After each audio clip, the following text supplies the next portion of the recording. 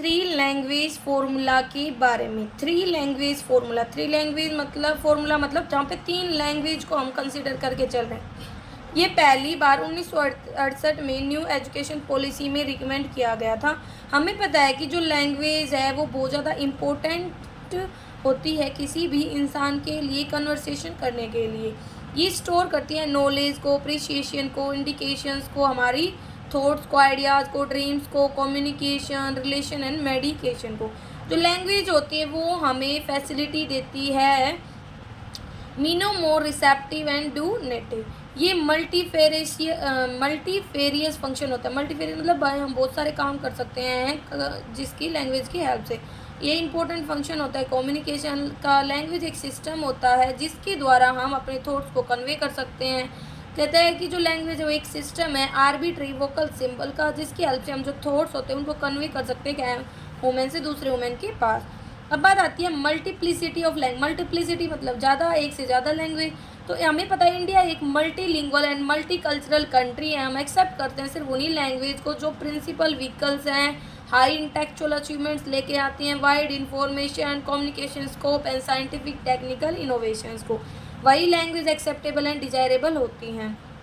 तो कहता है कि यूनिवर्सल बोथरहुड एंड इंटीग्रेट करने के लिए डिफरेंट स्टेट्स एंड यूटीज़ को कहता है कि हमारे पास 15 लैंग्वेज हमारे कॉन्स्टिट्यूशन में स्पेसिफाई की गई हैं। अब बात आती है जो ऑफिशियल लैंग्वेज है हमारे देश की वो हिंदी है, जिसको हमने देवनागरी लिपि में लिखा है। इंग्लिश भी एक ऑफिशियल लैंग्वेज है, ठीक है। तो ऊपर वाली बातों से हमारे पास क्या सामने आता है कि एक तो मीडियम ऑफ इंस्ट्रक्शन क्या होना चाहिए अलग अलग जगह पर। पोजीशन ऑफ मदर टंग क्या है करिकुलम में, पोजीशन क्या है ऑफिशियल लैंग्वेज की करिकुलम में, पोजीशन क्या है रीजनल लैंग्वेज की करिकुलम में, एंड कैसे जो लैंग्वेज हैं वो स्टडी की जाती हैं अलग अलग स्टेजेस पर। हम पढ़ रहे हैं यहाँ पे थ्री लैंग्वेज फॉर्मूला को, तो उसको पढ़ने का हमारा मेन मोटिव क्या है। देखो हमारा मेन एम है प्रोमोट करना लिंग्विस्टिक डाइवर्सिटी की, लैंग्वेज की डाइवर्सिटी रहे, हर इंसान को बहुत सारी भाषाओं का ज्ञान हो, कल्चरल अंडरस्टैंडिंग रहे, हम अलग अलग जगह के कल्चर्स को समझें, नेशनल इंटीग्रेशन देश को लिंक करना, हमारे देश को एकजुट करना, एंड मल्टीलिंग्विज्म एंड कम्युनिकेशन स्किल्स को डेवलप करना, ठीक है। और जो थ्री लैंग्वेज फार्मूला था उसको तमिलनाडु ने तो रिजेक्ट ही कर दिया था, उसने तो 2 लैंग्वेज फार्मूला को अडोप्ट किया था, तमिल एंड इंग्लिश। और ना इसी कारण से ना ये हमारा जो 3 लैंग्वेज फार्मूला था ये ना इम्प्लीमेंट नहीं हो पाया था। MIL होता है modern Indian language full form है।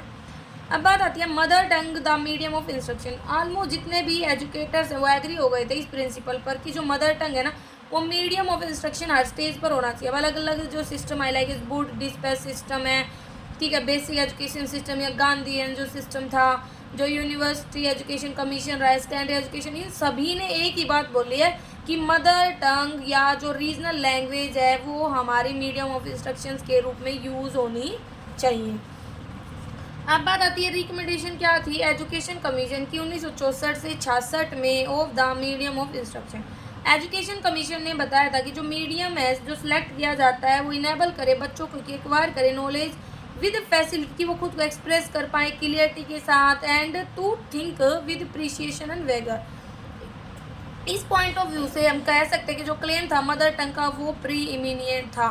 लर्निंग थ्रू फॉरेन मीडियम हमें क्या करता है कंपेल करता है बच्चों की कॉन्सेंट कर। देखो अगर आप फॉरेन मीडियम को अपना के चलोगे ना तो बच्चों को सिर्फ रट्टाफिकेशन सिखाएगा ना कि उस सब्जेक्ट मैटर को समझना, ठीक है। तो moreover as to the matter of sound education policy, जो मीडियम ऑफ एजुकेशन है स्कूल में हायर एजुकेशन में वो सेम होना जरूरी है। 1937 से पहले जो पोजीशन थी वो ना कंसिस्टेंट थी। जो इंग्लिश था वो एक मीडियम था फर्स्ट स्टेज ऑफ स्कूल में, कॉलेज एजुकेशन में, ठीक है। और हमने जो रीजनल लैंग्वेज है उसको हमने स्कूल स्टेजेस पर अडोप्ट किया था, ठीक है। तो कहता है कि English as a medium of मतलब मीडियम है ऑल इंडिया इंस्टीट्यूशन में। तो कहता है कि ये इंपॉर्टेंट एक्सेप्शन रही जनरल रूट की, ज़्यादातर इंग्लिश को ही हमने मीडियम ऑफ इंस्ट्रक्शन अडोप्ट किया है। Channel of international communication, English है ना वो मोस्ट यूजफुल लाइब्रेरी लैंग्वेज है हायर एजुकेशन में, एंड ज़्यादातर जो सिग्निफिकेंट विंडो है वर्ड की वहाँ पे। जो रसिया है उसने भी बहुत ज़्यादा इंपॉर्टेंट बाई रोल प्ले किया है study of science and technology in the present day world. इसके अलावा फ्रेंच, जर्मन, जापानी, स्पेनिश और भी बहुत सारी भाषाएं ली हैं, और ये जो लैंग्वेज है कुछ यूनिवर्सिटीज़ में सिखाई जाती हैं। अब बात आती है हिंदी एज लिंग। हमें पता है कि जो इंग्लिश है वो ना लिंक नहीं कर सकती, लिंक लैंग्वेज के रूप में यूज़ नहीं कर सकती, सिर्फ हिंदी ही है जो ना भाई भाई हम क्या कर सकते हैं, लिंक कर सकते हैं उसको, हम एक इम्पोर्टेंट पैलेस पर ले जा सकते हैं। ये ऑफिशियल लैंग्वेज है यूनियन की, लिंक करती है लैंग्वेज ऑफ द पीपल्स को।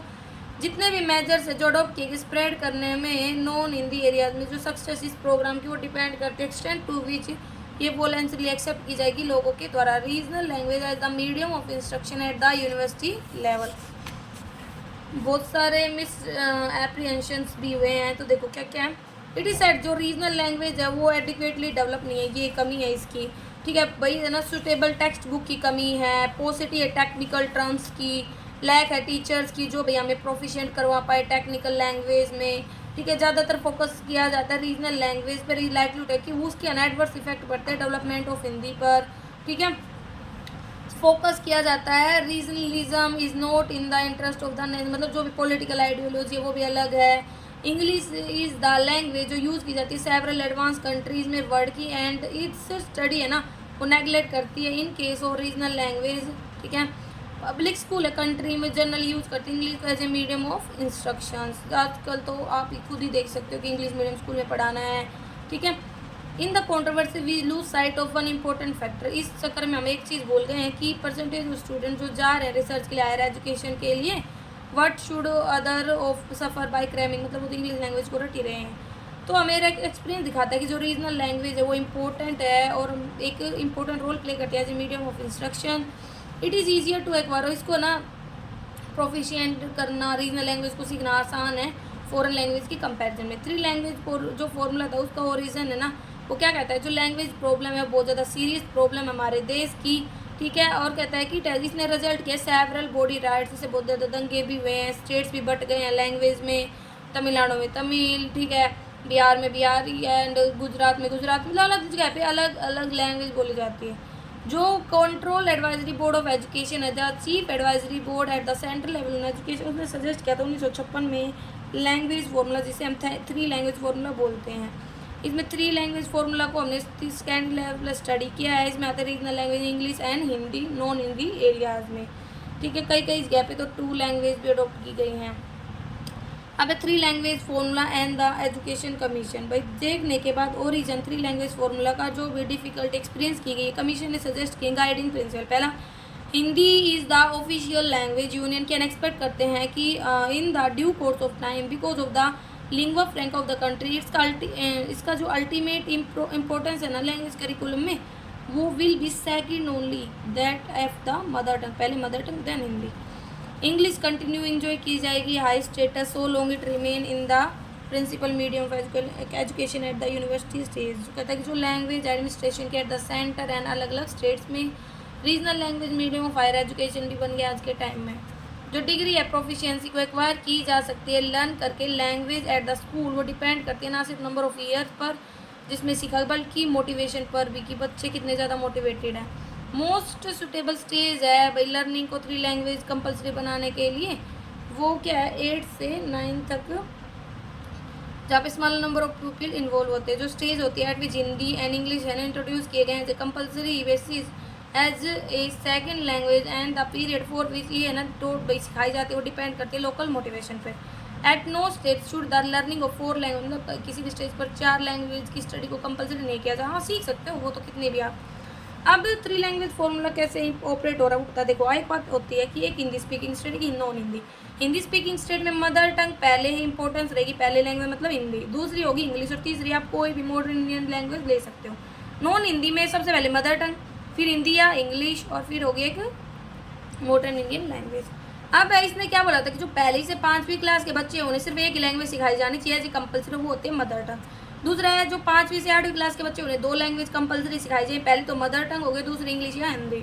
फिर आया 9th एंड 10th 3 लैंग्वेज सिखाई जानी चाहिए, पहले तो मदर टंग, दूसरी हिंदी जो नॉन हिंदी स्पीकिंग स्टेट है, और तीसरी इंग्लिश, और लाइक जहाँ पे हिंदी स्पीकिंग है वहाँ पे इंग्लिश आ जाएगी, ठीक है।